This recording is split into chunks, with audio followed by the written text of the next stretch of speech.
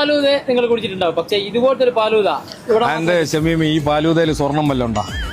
അല്ല, ഇത് ബിസ്ക്കറ്റ് ഉണ്ട്, അതാണ് ഇത് പ്രത്യേകത. ഈ ബിസ്ക്കറ്റ് ഞാൻ വിചാരിച്ചു ഷമീം ശരിക്കും ഒരു തള്ളു ബ്ലോഗറായിട്ട് മാറിയെന്ന്. അല്ല, നിങ്ങൾ ശരിക്കും ഈ പാലൂത കുടിച്ചു നോക്കണം. അപ്പൊ ഈ രുചിക്കൂട്ടുള്ള പാലൂത ഉണ്ടാക്കിയത് ആരെന്നറിയാം? നമ്മുടെ പെരിന്തൽമണ്ണക്കാരനായ സിറാജ് ഉസ്താദാണ്. ഉസ്താദ്, എന്തൊക്കെയാണ് ഇതിന്റെ സെറ്റപ്പ്? മെയിനായിട്ട് നട്ട്സ് ആണ് ഉപയോഗിച്ചിട്ടുള്ളത്. പിന്നെ ഡ്രൈ ഫ്രൂട്ട്സ് ഉണ്ട്, ഫ്രൂട്ട്സ് ഉണ്ട്, ഐസ്ക്രീം ഉണ്ട്. പിന്നെ നമ്മളൊരു പ്രത്യേക രുചിക്കൂട്ടുണ്ട്, ഒരു മാജിക്, നമ്മളൊരു സിഗ്നേച്ചർ ഒരു രുചിക്കൂട്ട്. അത് ഞങ്ങള് കുറെ പ്രിപ്പയർ ചെയ്ത് ഉണ്ടാക്കിയ രുചിക്കൂട്ടുണ്ട്. രുചിക്കൂട്ട് പുറത്തു പറയോ?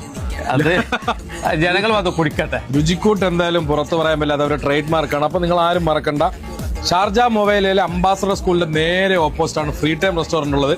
ഫ്രീ ടൈം റെസ്റ്റോറന്റിൽ ഒന്ന് ഈ രുചിക്കൂട്ട് നിങ്ങൾ ഒന്ന് ട്രൈ ചെയ്ത് നോക്കി.